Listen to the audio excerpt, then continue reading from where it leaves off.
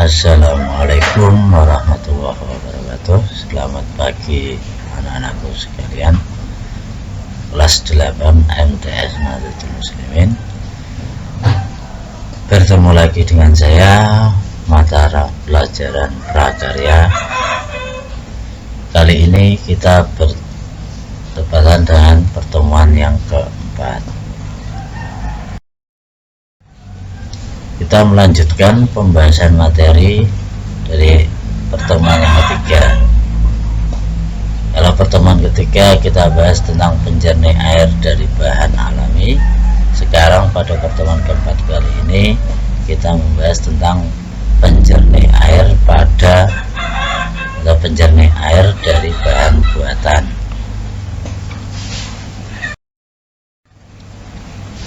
Penjernih air dari bahan buatan tujuannya adalah sama. Tujuan dari penjernih ini untuk mendapatkan air bersih.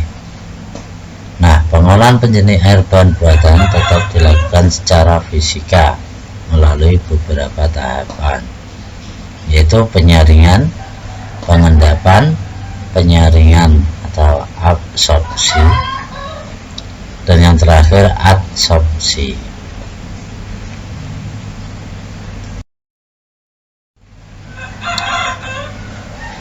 Penyaringan atau filtrasi merupakan proses pemisahan padatan yang terlarut di dalam air.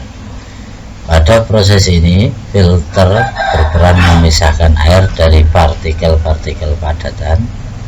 Bahan padatan yang disaring untuk dipisahkan dari air antara lain kayu, daun, pasir, dan lumpur. Yang kedua, pengendapan. Pengendapan bertujuan untuk memisahkan air dan partikel-partikel padat yang terdapat di dalam air dengan memanfaatkan gaya gravitasi. Benda atau padatan yang berat jenisnya lebih besar daripada air akan mengendap di dasar bak pengendapan. Yang ketiga, penyerapan atau absorpsi. Absorpsi merupakan peristiwa penyerapan bahan-bahan tertentu yang terlarut di dalam air. Bahan yang digunakan untuk menyerap disebut absorben. Absorben inilah yang akan digunakan sebagai filter. Umumnya, absorben yang digunakan adalah karbon aktif, contohnya arang batok kelapa dan batu bara. Yang terakhir, adsorpsi. Adsorpsi merupakan proses penangkapan ion-ion yang terdapat di dalam air. Zat penangkap ion disebut sebagai adsorben. Adsorben yang biasa digunakan dalam proses adsorpsi adalah zeolit dan resin.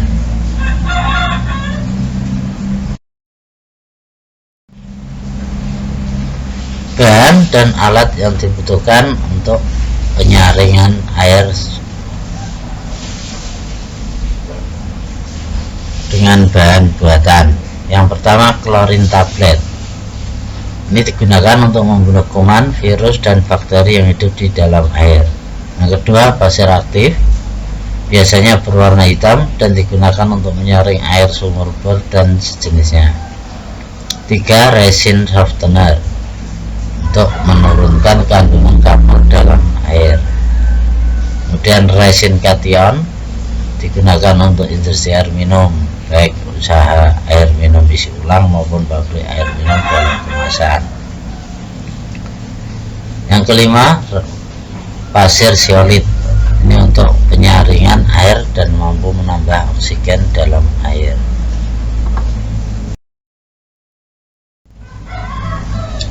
Selanjutnya, pasir mangan berwarna merah digunakan untuk menurunkan kadar zat besi atau logam berat dalam air. Selanjutnya, pasir silika digunakan untuk menyaring lumpur, tanah, dan partikel besar atau kecil dalam air dan biasa digunakan untuk penyaringan tahap awal. Selanjutnya, karbon aktif atau arang aktif. Jenis karbon yang memiliki luas permukaan yang besar sehingga dapat menyerap kotoran dalam air. Selanjutnya, tawas dan kaporit. Ini digunakan di dalam kolam renang. Yang terakhir, polialuminium klorida atau PAC. Ini untuk mengendapkan lumpur dalam air.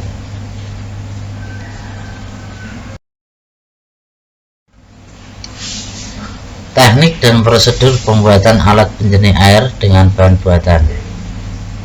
Teknik pembuatan alat penjernih air buatan sebenarnya lebih mudah, yaitu dengan menyiapkan bak atau tempat penampung air kotoran yang memadai dan diberi pengaduk bahan kimia.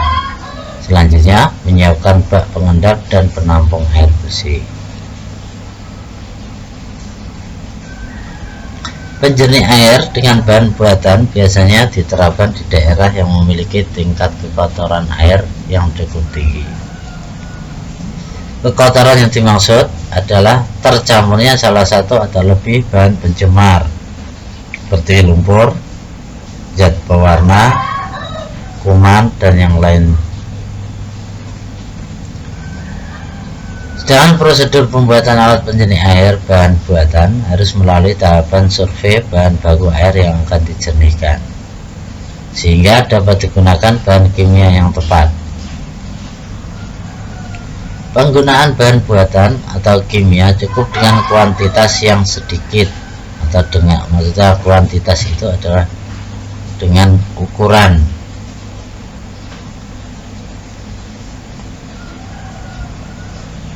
Dicampur pada tempat penampungan yang besar sehingga lebih hemat dan aman. Penggunaan bahan kimia penjernih yang berlebih tidak dianjurkan karena endapan lumpur pencemar ini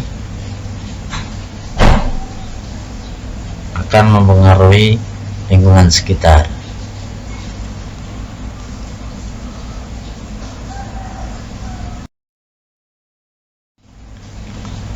Beberapa bahan buatan yang sering digunakan di masyarakat itu secara umum adalah tawas, kaporit, batu gamping atau batu kapur, dan polialuminium klorida.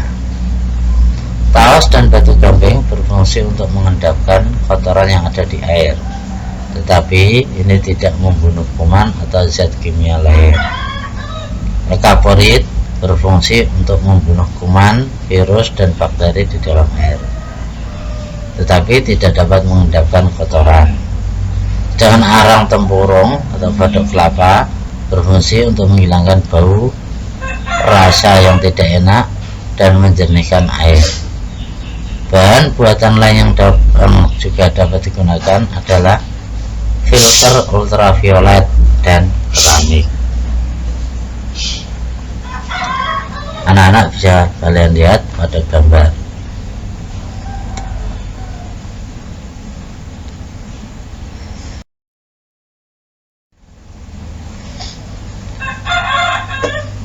Tahapan pembuatan penjernih air bahan buatan.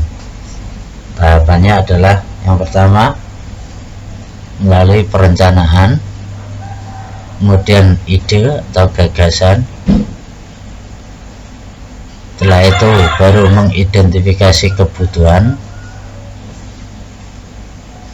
Nah, kebutuhannya itu bahannya apa saja yang dibutuhkan, alat-alat apa yang dibutuhkan.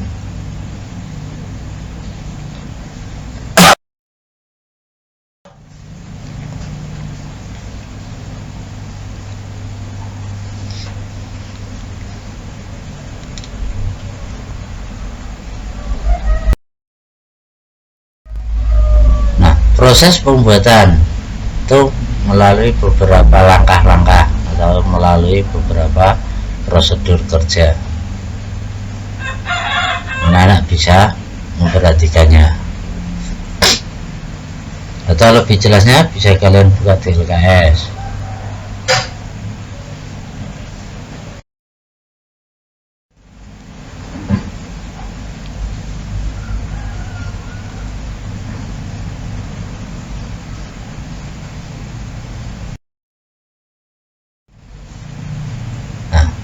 Lebih jelasnya, anak-anak bisa melihat skema prosedur kerjanya pada gambar berikut.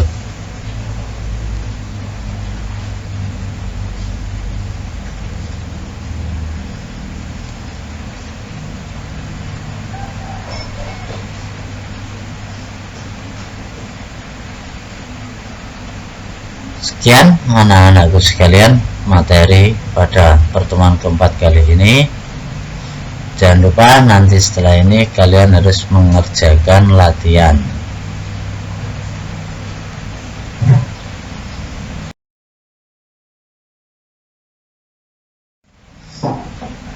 Latihannya adalah bisa kalian lihat di buku LKS uji kompetensi 2, yaitu halaman 29 sampai 30. Nomor yang dikerjakan adalah nomor yang ganjil saja. Jadi LKS nya dibuka pada uji kompetensi 2 halamannya 29 sampai 30. Terus yang kalian kerjakan itu nomor yang ganjil, yaitu 1, 3, 5, 7 dan seterusnya. Setelah itu jawabannya nanti kalian isikan pada Google Form yang linknya berada di bawah video ini. Sekian saya akhiri. Wassalamualaikum warahmatullahi wabarakatuh.